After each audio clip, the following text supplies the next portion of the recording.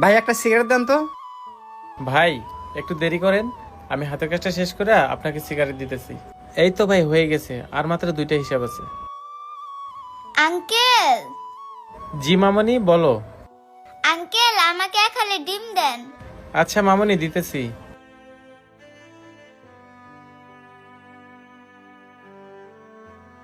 মেয়েটাকে বড় দেখে 1 হালি ডিম দিয়ে দিই।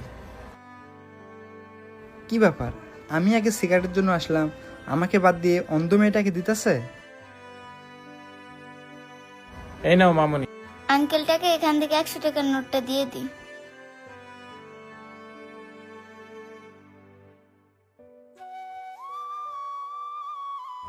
এই নাও মামনি তোমার বাকি টাকা। কি ব্যাপার, আঙ্কেল মনে হইতেছে টাকা বেশি দিয়ে দিছে।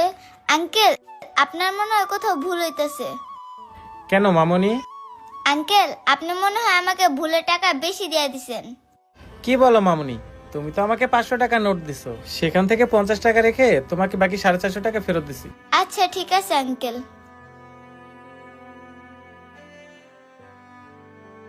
কি ব্যাপার ভাই, আমি এসে আগে আপনার কাছ থেকে সিগারেট চাইলাম, ব্যস্ততা দেখাইলেন, সিগারেট দিলেন না, অথচ ওই অন্ধ মেয়েটা আসলো, তাকে সদাই দিয়ে আগে বিদায় করে দিলেন।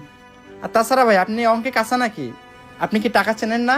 মেয়েটা আপনাকে 100 টাকার নোট দিল, আর আপনি 500 টাকা মনে করে তাকে টাকাও বেশি দিয়ে দিলেন, 1 হালি ডিমও দিয়ে দিলেন। আরে ভাই আপনার কোথাও একটা ভুল হচ্ছে, ও আমাকে 500 টাকাই দিছে। আরে ভাই, আপনি কি আমাকে পাগল পাইছেন?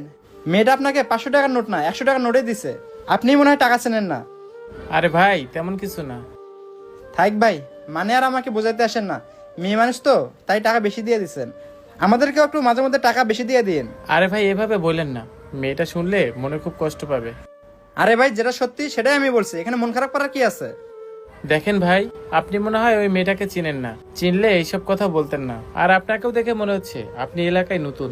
ভাই আপনি কি বলতে চাইতেছেন? আমি তো কিছুই বুঝতেছি না, আমাকে একটু বুঝিয়ে বলেন তো।